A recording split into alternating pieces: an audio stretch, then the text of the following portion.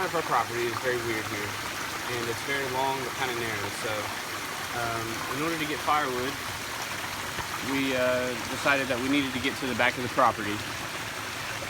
But at the back of the property, it kind of narrows into this, like, you know, this creek area. Up to this point, there was a road, an old fire line that was dug due to a forest fire that happened here a long time ago. And they just drove straight through the creek, which is okay, but trying to get a load of firewood or a load of anything on the four-wheeler, it's almost impossible to get up through here. So we decided we needed to build some kind of bridge in order to get firewood efficiently. The only issue with the original place that the road was is that it's very narrow, and the road, it gets full of water. It's almost like a creek in and of itself. There's some kind of natural spring or water runoff that runs there, and it just stays like a soupy mess. This is what we were talking about right here. It's the old fire line that they put in, or fire road, or whatever it's called, I don't really know. But there's some kind of natural spring that runs all the time, and it just stays super wet. I tried to get one load of firewood from this road, and then the only way to get to the house is you have to go through the creek right down here, and it's really not ideal for trying to pull a loaded wagon. And then the only other thing is that there was a small path right here, but it's way too narrow for a four-wheeler, of course, and we didn't really want to widen it out. It's not a really ideal place to cross, at least I didn't think. We originally thought like near this tree, but since this like little mound right here, I don't know if you can see what I'm talking about, but this like little mound with all these little trees, and we have water kind of converging on both sides, we thought that eventually it would erode away and it wouldn't be a very good place to have the bridge go across. So we started looking up further into the creek. We found this like little waterfall, and we thought it was really pretty, and we thought we'd build a bridge here. I mean, I'm no expert on, you know, bridge building. I'm no civil engineer or anything like that. But we thought it would work, and we looked into what type of bridge we could do, and I was really intrigued by the dry stone bridging.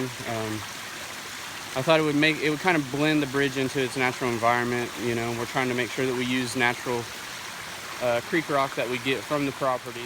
So my dad came over and he helped me build the arch forms out of old wood that we found here on the property, you know, when we first moved in.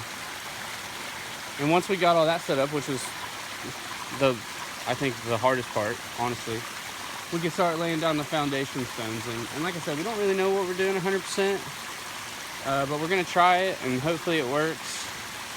We're not driving cars across it. We're just trying to drive like a four-wheeler, and, you know, with a loaded wagon. So hopefully it'll hold, and hopefully it'll be nice, and hopefully it won't break. But we'll keep you updated on how it goes. Tina's gonna start, my wife is gonna start helping me. She really likes gathering the stones because she tries finding fossils and other artifacts and stuff. I don't know, maybe she thinks she's gonna find gold or something. So the one thing we do know about the dry stone bridge building, or just dry stone building in general, is that whenever you place any stone, you want to make sure that it doesn't wobble. So you usually try to find like large stones and then get like little tiny wedge stones to shove in there, and then that'll help make sure that everything's secure, since there is no mortar to hold anything. We're doing the best we can. We're praying that it all holds together. Tina's still a little bit suspicious as to whether or not it's all gonna hold, but I think it will. I think it will. Even now, you know, some of the larger stones at the bottom, you know, you cannot move them. If my dad can come out here with Tina out here with me, you know, 3 people, it'll make the work go so much faster. I mean, before trying to gather, I wasn't really able to gather large stones because trying to carry them all by myself, you know, it's not really ideal. But with having one extra person, it really lightens the load of the rock and makes things a lot more simple, you know. And I think that the larger stones will be a lot more secure than using a bunch of tiny ones. Not to mention, it makes it go so much faster. you know. But we'll keep working on this, and we'll try to keep this updated, you know. Hopefully it turns out well. If it doesn't, you'll never know about it. Mm-hmm.